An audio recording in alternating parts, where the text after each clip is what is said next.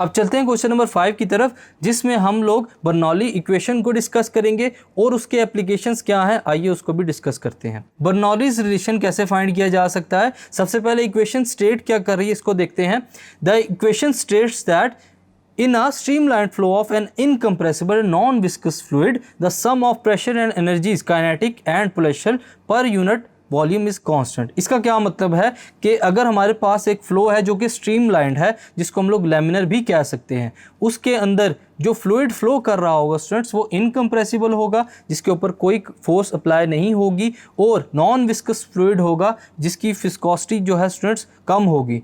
तो वहाँ पर जो सम ऑफ प्रेशर यानी कि तमाम जो प्रेशर्स लग रहे हैं उस फ्लूइड के ऊपर, और जितनी भी एनर्जीज उसके अंदर पाई जाती हैं फ्लूइड के अंदर स्टूडेंट्स, काइनेटिक हो या पोटेंशियल हो, वो पर यूनिट वॉल्यूम फ्लूइड के हर वॉल्यूम के यूनिट के ऊपर स्टूडेंट्स वो कांस्टेंट रहेगी।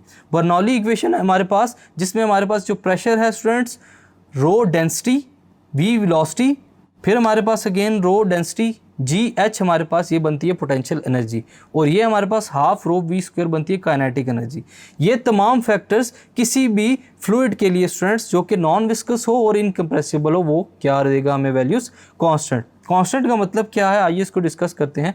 प्रेशर P है, यहाँ पर रो डेंसिटी है, V वेलोसिटी है, और H हमारे पास हाइट ऑफ द फ्लूइड है। ये तमाम फैक्टर्स अगर किसी फ्लूइड के अंदर मौजूद हैं स्टूडेंट्स, तो हम लोग बर्नौली इक्वेशन की मदद से इजीली इन कांस्टेंट टर्म्स को फाइंड कर सकते हैं। सो अगर हमारे पास जो पानी है या फ्लूइड है किसी भी फॉर्म में, वो अगर किसी हाइट से फॉल कर रहा हो स्टूडेंट्स, तो वहाँ पर बर्नौली इक्वेशन अप्लाई होती है। सो स्टूडेंट्स इस क्वेश्चन में हम लोगों ने देखा कि बर्नौली इक्वेशन क्या होती है, उसका क्या इफेक्ट है लिक्विड इन मोशन के अंदर, और इसके अलावा जो एप्लीकेशंस हैं उसके बारे में डिस्कस करते हुए मैं आपको बताता हूँ स्टूडेंट्स कि सबसे पहला जो हमारे पास एप्लीकेशन होगा बर्नौली इक्वेशन का, जो कि डेली लाइफ के लिए इजी है, वो है हमारे पास लिफ्ट ऑफ एन एरोप्लेन। जैसा कि हम लोगों ने पहले भी टॉपिक में डिस्कस किया है कि जो बर्नौली इफेक्ट है जो कि इस डिज़ाइन से बनाया जाता है क्या करने के लिए, जो एयरप्लेन का विंग है स्टूडेंट्स उसको लिफ्ट करने के लिए, वहाँ पर एयर को प्रॉपरली डिफ्लेक्ट किया जाता है।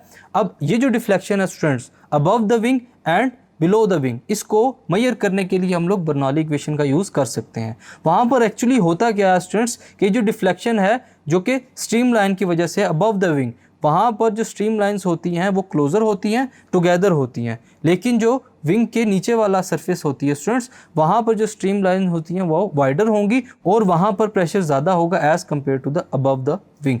दस air blow faster on the upper side पे एयर फास्टर ब्लो करेगी और जो प्रेशर होगा अपर साइड पर वो कम होगा, और इसकी वजह से जो एयरप्लेन है स्टूडेंट्स वो अपवर्ड लिफ्ट करने में आसानी हासिल कर सकता है। So other example is hitting a tennis ball. Tennis ball को अगर हिट किया जाए बाय द प्ले तो क्या होगा, बॉल स्पिन करेगी। अब वो जो स्पिनिंग ऑफ द बॉल है स्टूडेंट्स वो किस वजह से होता है कि जो velocity of the one side of the ball है वो इंक्रीज कर जाती है और जो प्रेशर है वहाँ पर वो डिक्रीज कर जाता है। विद रिस्पेक्ट टू दिस जो other side of the ball है स्टूडेंट्स, वहाँ पर जो वेलोसिटी ऑफ द बॉल है या वेलोसिटी ऑफ द एयर है वो कम हो जाती है और वहाँ पर प्रेशर इंक्रीज कर जाता है। सो इस वजह से जो स्विंग ऑफ द बॉल है स्टूडेंट्स वो क्या करता है, डिसीव करता है अपोनेंट प्लेयर को। सो स्टूडेंट्स इस क्वेश्चन में हम लोगों ने देखा कि बर्नौली इक्वेशन क्या है एक्चुअली और इसकी एप्लीकेशंस कहाँ कहाँ मौजूद है। Thank you.